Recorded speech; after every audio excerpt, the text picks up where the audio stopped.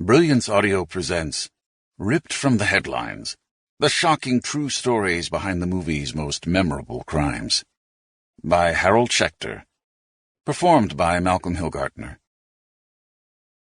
The 1956 thriller, The Wrong Man, opens with an overhead shot of what appears to be a cavernous soundstage completely shrouded in darkness, except for an illuminated slice of the floor. Into the light steps the tiny silhouette of a rotund gentleman who comes to a halt and begins to talk in an unmistakable British voice. "This is Alfred Hitchcock speaking. In the past, I have given you many kinds of suspense pictures, but this time I would like you to see a different one. The difference lies in the fact that this is a true story, every word of it, and yet it contains elements that are stranger than all the fiction that has gone into many of the thrillers that I've made before." Following this prologue, the film proper begins. The actual Kafkaesque case of a down-at-the-heels musician falsely accused of robbery.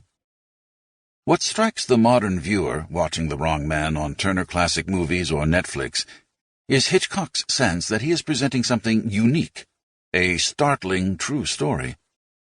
Clearly, filmgoers back then weren't used to such a thing. Nowadays, of course, shocking reality, or its convincing simulation, is precisely what audiences demand. For fans of true crime, our current cultural moment is a golden age, when the genre enjoys more legitimacy than ever before. Today's entertainment media, podcasts, network TV, cable stations, streaming services, offer a non-stop banquet of titillating, blood-soaked docudramas for forensic fans to feast on. An entire channel, Investigation Discovery, is devoted to round-the-clock true crime programming.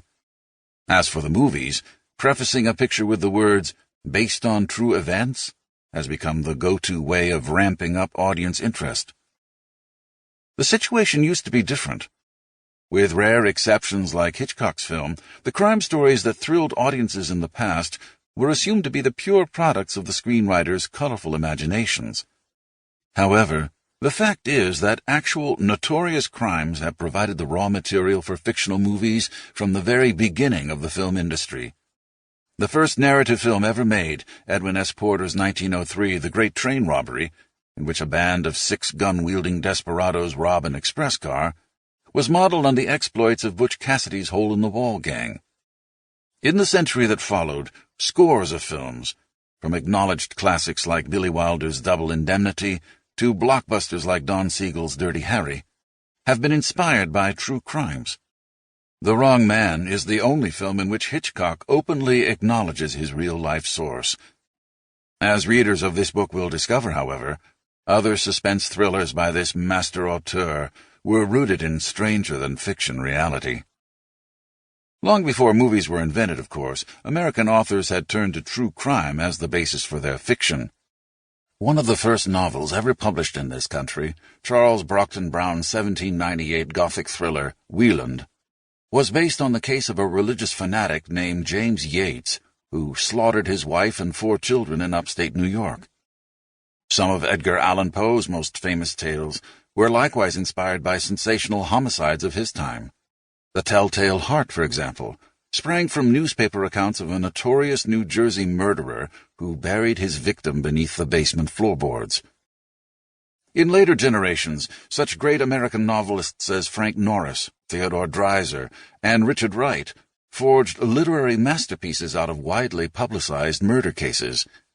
These and other artists recognized that the crimes that exert the most powerful grip on the public imagination are not necessarily the most savage or sadistic, but those that tap into widely prevailing cultural fears, fantasies, and taboo desires.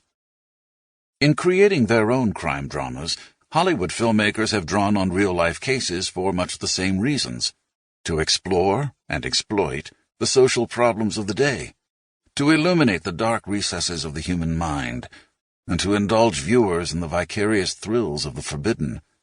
And, of course, there is the reason Alfred Hitchcock gives in his prologue to The Wrong Man. At times, Real life offers stories, characters, and situations far more fantastic than anything even the most imaginative screenwriter can dream up.